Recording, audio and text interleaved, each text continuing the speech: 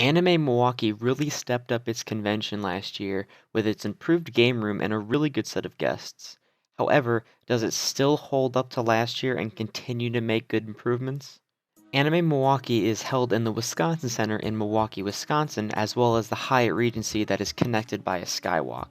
These two locations are perfect for the convention, it fits it really well, and the size of these two locations is absolutely perfect. There are really no complaints about this location except the Wisconsin Center staff being a little bit rude to some of the congoers, but other than that, I did not experience any of that myself. This year, the convention date did change. It used to be in February during the Valentine's Day weekend, and now it is actually in March. I don't know the reasoning behind this change, but I do like how they changed it later into spring because Anime Milwaukee used to be pretty cold because it was in February and Wisconsin gets pretty cold during the last bit of winter. So being able to walk outside and go to locations was really nice. Speaking of downtown Milwaukee, you should have no problem finding anywhere to eat because it is right in the center of downtown Milwaukee. You have a ton of options for bars and restaurants around the area. Most of them will not take you more than a 5-minute walk from either the Hyatt or the Wisconsin Center. And if you don't want to walk that far, there's actually a mall right across the street from the Wisconsin Center. All you have to do is cut through the Boston store and you'll be right inside the mall where the food court is. One thing that the food court did get rid of is Culver's, unfortunately. However, this does not affect the convention whatsoever. That was just something that kind of bummed a couple of my friends out, as well as myself. However, the food options still in the food court are great. There's a lot of different options. There's a Rocky Rococo's, there's a Qdoba, there's a Panda Express, there's a ton of different stuff in there for you to eat.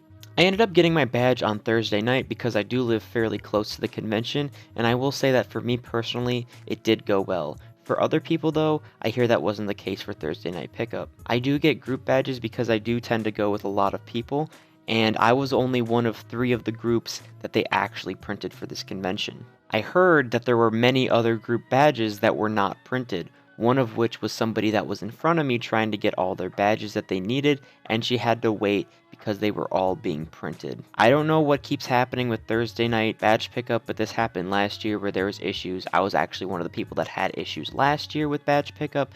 I don't know what keeps going on. There seems to be some sort of organization issue. However, from what I heard from the weekend pickup, it was fine, there was no issues, similar to last year. Friday morning, there was some sort of issue where the Wisconsin Center staff was not letting people into the convention center until 10 o'clock, when originally the registration line said it was going to be open at 9 o'clock. This really did bug me because I had a photo shoot at 10 a.m. and I had to go do location scouting. And because of that, I was not able to scout for locations. I heard from one of the Wisconsin Center staff members that Anime Milwaukee was actually the reason why they were not letting people in. They requested to not let people in because they were not ready for the registration line, and that did not affect me whatsoever because I already got my badge Thursday. It's really annoying when I have something that I have planned for a certain time, and I'm prevented from doing that because of the own organization of the convention and their ability to be ready on time. They should have had this done a long time ago, way before people started showing up, and if so, they should have explained it better to the people instead of having them wait in line and blame the Wisconsin Center staff for this issue. Since we are talking about organization issues, I might as well bring up the app that Anime Milwaukee forced guests to use. In their panel book, they did not have any times listed for certain panels, and you had to download the app in order for you to fully know what was going on at the convention. While this in theory seems like a good idea, the execution was really poorly done. Anime Milwaukee kept updating the app, and how the app works is it automatically updates, so it not only burns your battery, but it burns your phone data as well. Not to mention, the app would either crash, not update, or not even download for some people. While I think this is a good idea to have an app to update times in case of emergencies, with the amount that they were updating it, it seemed like nothing was starting on time. I found it kind of silly that in order to get the full amount of information, you not only needed to install the smartphone app, but you needed to carry around the panel book with you anyway, which kind of negates the reason of having a smartphone app in the first place. What I mean by this is that none of the panel descriptions themselves are in the app. You had to have the panel book with you in order to know what the panels were about. Either that or you just had to go and hope that it was what you think it was. Another example is how the map of the convention is not on the app at all. So if you didn't know where anything was, you needed the panel book anyway. Since we are talking about the maps, I would like to bring up how the cosplay meetups were nowhere on the maps at all, and I had to ask 3 different staff members in order for one of them to tell me where it was. And Cosplay Meetup 2 was in the Hyatt, which is a really bad place for a meetup because the lighting in the Hyatt is pretty bad. So hopefully for next year it's in somewhere where it's more lit. On the topic of the panels, the panel lists for Anime Milwaukee did seem really good. They had a ton of diversity in their panels with K-pop dance workshops, weird YouTube video panels, photography sessions, and many more. The one that stood out for me the most was the all voice actor panel. They even Skyped in another guest panel from another convention.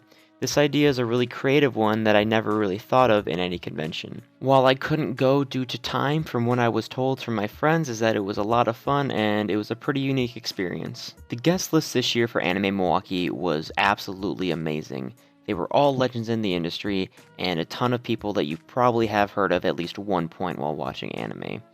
A lot of cons should try to get a guest list this good because this is probably the best guest list that I've ever seen for a convention. A lot of legends like Todd Haberkorn, Sonny Strait, Chris Sabat, and many more were there. This guest lineup was a step up from an already amazing list of guests from last year's Anime Milwaukee. The game room at Anime Milwaukee was really good. I'm really huge into rhythm games, so I can safely say that this con I will always have a good time at because of this game room. They added some new rhythm and arcade games, which I'm always super happy about. Such things like Groove Coaster, Dance Evolution, and Flip the Table. Other than that, the video game side was pretty similar to last year, which isn't a bad thing, and that also means that they understand that the game room was a huge success last year and does not need to be changed that much. The dealer's room for Anime Milwaukee was pretty similar to last year's, and that's really a good thing because last year's dealer's room was pretty amazing. They had a really good lineup of dealers, and they did not all seem the same, however at the same time, a lot of them did carry the same stuff like wall scrolls, anime, posters, stuff like that. I'm sure you could probably spend an entire day in there just looking at some of the stuff that they have available. I went in there multiple times, and I kept finding new stuff that I didn't see the last time that I was there. The Artist Alley was pretty amazing this year. I'm really glad that they used that wide hallway in the main area so it doesn't really cramp up the area, but it has enough room for all the art that Anime Milwaukee has to offer. This is used really well, unlike a convention like DaishoCon where they use the Artist Alley in a main hallway. Anime Milwaukee never felt cramped in that area because they used a big enough area. The rave was actually probably one of the biggest disappointments of the entire weekend.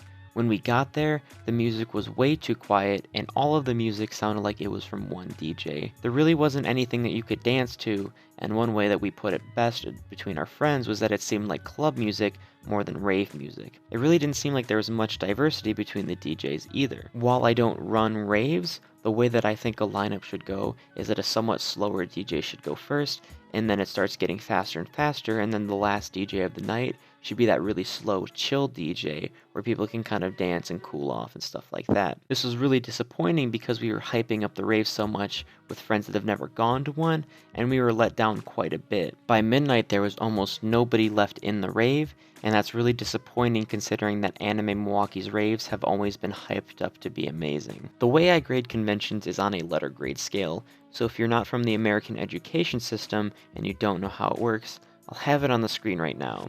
If you're curious to why I do reviews this way, I feel like it's easier to show the value behind the grade instead of just a number. So if the con gets an A+, they're pretty much perfect. There's nothing they could have done to make this convention any better, while a B is still really good, and then a C is still passing, and then so on and so forth. So some of the things that I really enjoyed about this convention are, the first one being the guests. This was an all-star lineup, and I don't think that there was anything they could have done to make this a better lineup. The second thing being the vendor room. It's great as always. It was great last year, it was great the year before. There's nothing that they really need to do to make this vendor room any better than it is. Same with the Artist Alley. Both of these are really well done, and nothing should be changed about them. The way that they have them set up is amazing. The next thing being the game room for the same reasons that I mentioned why the vendor room was so great. It was amazing last year, and there's no reason they really needed to change much, but they changed enough to make it seem like that they're trying always to make things better. And then some of the things that I didn't like for this convention are, the first thing that I didn't like is the way that the con was organized. A lot of the stuff that happened is basic organization issues. The thing that happened with Thursday's registration, that's an organization issue. The thing that happened on Friday was an organization issue. I should have been able to be let into the convention center at a time that they already said that they would be open, and then also the guidebook. That stuff should not have happened at all, and all that is basic organizational fixes. The next thing obviously being the rave. To put it really bluntly, the rave was really bad, and it just wasn't done correctly. It felt like that an amateur was doing it, and I know that this person that has run this rave has done plenty of raves before, so I don't know what really happened with that, and I really hope that it does get better for next year. However, with this being said, I hope that some of my friends that I pumped up to go to their very first rave don't think that all raves are this bad, because this was just a really bad experience. And then the last thing being that the Wisconsin Center staff was rude to a lot of people.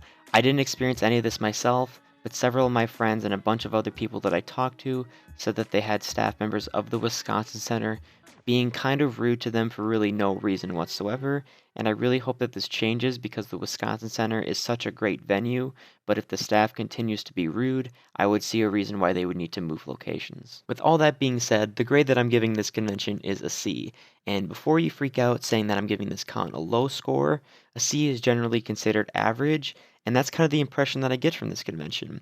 Is I didn't leave this convention wanting to stay longer, and that's usually what it's like when I go to a convention that's super amazing. Like Anime Milwaukee 2014, I legitimately did not want to leave. And this con, I was kind of indifferent about it, so I really hope that that changes for next year. That being said, I know I was kind of rude in this review. However, I know that this con can be better because I've been to the other cons that they've run. So I know that this is just an off year for them, and I really hope that they fix the issues that have been addressed in this video. I hope you guys did enjoy my Anime Milwaukee 2016 review. If you did, and you want to see more stuff from me, make sure to hit that subscribe button down below. I not only do convention-related videos, but I also do kind of more advanced film technique videos as well. So if you're into either of those things, you're in the right place already. I hope you guys really did enjoy, and I will see you guys at the next convention.